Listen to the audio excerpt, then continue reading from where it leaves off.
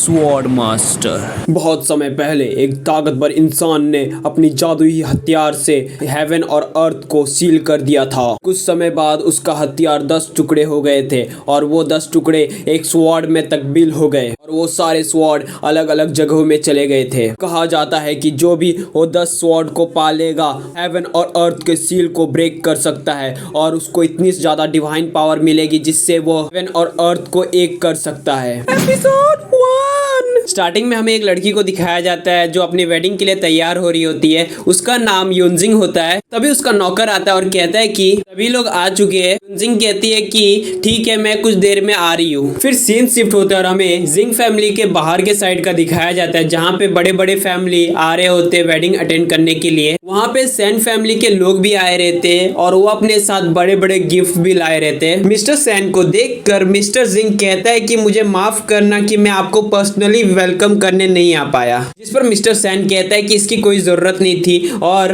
आपके घर को बहुत ज्यादा ही अच्छी तरह से डेकोरेट किया गया है। आपको तो पता ही होगा, मैं तो मैरिज प्रपोजल लेके आया हूँ। मिस्टर जिंग कहता है कि मुझे माफ करना पर आपके मैरिज प्रपोजल को हम लोग एक्सेप्ट नहीं कर सकते क्योंकि युनजिंग की शादी मेरे फादर ने बचपन में ही तय कर दी थी। आज उसकी शादी है जिस वजह से हमने अपने घर को इतनी अच्छी तरह से डेकोरेट किया गया है। ये सुनकर मिस्टर सैन कहता है कि मुझे तो पता है ये सब के बारे में, पर अगर आप किसी को भी अपना सन इन लॉ बना लोगे तो आपके फैमिली बिजनेस में बहुत ज्यादा घाटा होगा। और अगर आप अपनी बेटी का शादी सैन फैमिली में कराते हो तो आपके बिजनेस बहुत अच्छी तरह से ग्रो होंगे और आपकी बेटी भी खुश रहेगी क्योंकि हमारी सैन फैमिली इस टाउन में सबसे बड़ी फैमिली है। ये सुनकर वहां पे बैठा हुआ आदमी एक बाजू वाले आदमी से कहता है कि अरे देखो, ज़ेंग फैमिली कितना अच्छा नसीब वाला है जो सैन फैमिली उसे ऑफर दे रहा है अपने फैमिली को आगे बढ़ाने का। मिस्टर सैन कहता है कि अभी तक लड़का आया नहीं है जिसकी शादी है, इस वजह से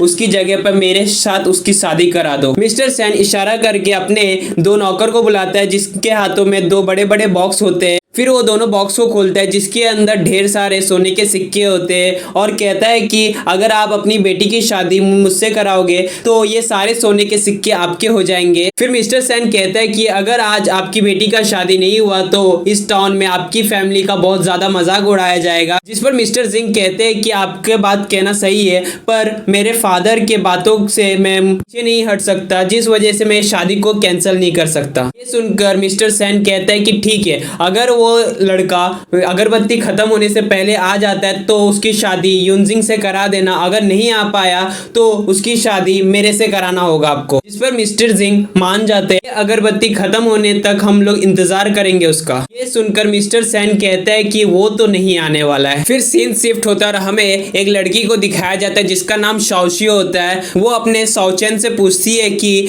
तुम कह रहे हो कि तुम पीक ऑफ स्पिरिट पे पहुंच चुके हो, तो इसका मतलब क्या होता है? जिस पर साओचेन कहता है कि इस दुनिया में वेपन को कंट्रोल करने के लिए स्पिरिट एनर्जी की जरूरत होती है। इसके अलग अलग लेवल्स होते हैं जिसको कंप्लीट करने पे तुम अपने स्पिरिट वेपन को कंट्रोल कर सकते हो। वो बहुत ज्यादा पावरफुल होता है जिसमें तुम आराम से किसी भी अपोनेंट को हरा सकोगे। इसके 4 फॉर्म होते हैं जिसमें से पहला लो रहता है, मिडल रहता है, हाई रहता है और पीक रहता है। सुनकर शाओशी कहती है कि आपको तो बहुत कुछ पता है और जब मैं आपके साथ रहती हूँ तो मुझे बहुत ज्यादा सिक्योर फील होता है। तभी वहां से हंसने की आवाज आता है जिसको सुनकर वो दोनों अलर्ट हो जाते हैं। वहां से बुरे लोगों की टीम आ रही होती है जिसमें से एक आदमी कहता है कि आज हम लोग मिशन पे, पर भगवान ने हमारे लिए एक लड़की दे दिया है जिससे हम मिशन के साथ थोड़ी मजे भी ले सकते हैं। फिर वो बुरे लोग की टीम साओचेन पे हमला करने आते हैं जिस पर साओचेन उनसे आराम से लड़ने लगता है। फाइट देख के लग रहा होता है कि साओचेन उनसे जीत जाएगा, पर उनका बॉस बहुत ज्यादा पावरफुल होता है जिस पर साओचेन उसे संभाल नहीं पा रहा होता है। साओचेन देखता है कि शाओशी के पास 2 आदमी आ रहे हैं। देखकर साओचेन उनके बॉस को दूर धकेल देता है और शाओशी को बचाने जाता है। फिर उनका बॉस पीछे से हमला कर देता है साओचेन पे जिससे साओचेन घायल हो जाता है। फिर उनका बॉस हंस के कहता है कि तू क्या सोचा कि तू अकेले ही हम 5 ड्रैगन्स को हरा देगा? वो सब अपने आप को 5 ड्रैगन्स के ग्रुप कहलाते थे। तभी वहां से शाओलिंग गुजर रहा होता है और उनके बॉस को कहता है कि एक कमजोर इंसान दूसरे कमजोर इंसान पे हंस रहा है, इतनी बेवकूफी की बात है। इसको सुनकर उनका बॉस कहता है कि बच्चे की हिम्मत कैसे हुई मेरे इलाके में आके मेरे बारे में बुरा भला बोलने की। आज हम इसे जिंदा नहीं छोड़ेंगे। उनका शाओलिंग कहता है कि क्या तुम सब मुझे हरा सकते हो, ऐसा तुम्हें लगता है? फायर ड्रैगन के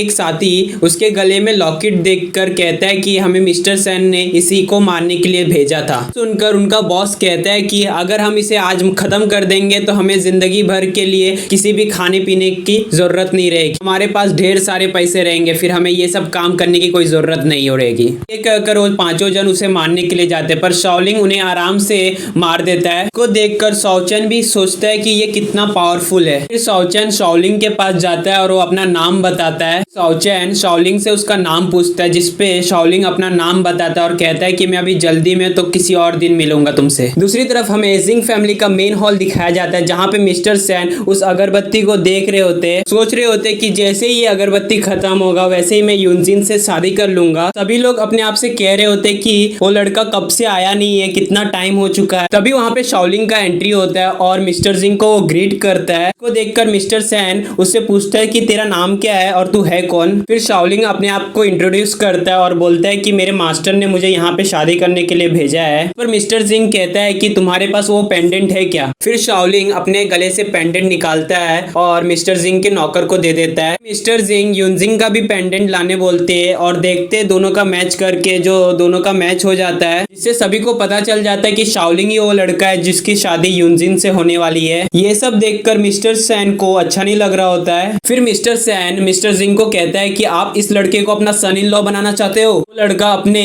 शादी में भी कुछ नहीं लेके आया है और ये बहुत ज्यादा गरीब है। अगर आप अपनी बेटी का शादी मुझसे कराओगे तो आपके फैमिली को बहुत ज्यादा बेनिफिट होगा, आपकी बेटी हमेशा खुश रहेगी। तभी शाओलिंग उसको बोलता है कि ये लड़का है कौन जो मेरे शादी में ऐसा बुरा भला बोल रहा है मेरे बारे में। मिस्टर सैन कहता है कि तू अंधा है क्या, मैं सैन फैमिली से हूँ। ये सुनकर शाओलिंग कहता है अच्छा आप सैन फैमिली से हो तो इसके लिए आपने इतने ज्यादा गिफ्ट हमें भेजा था।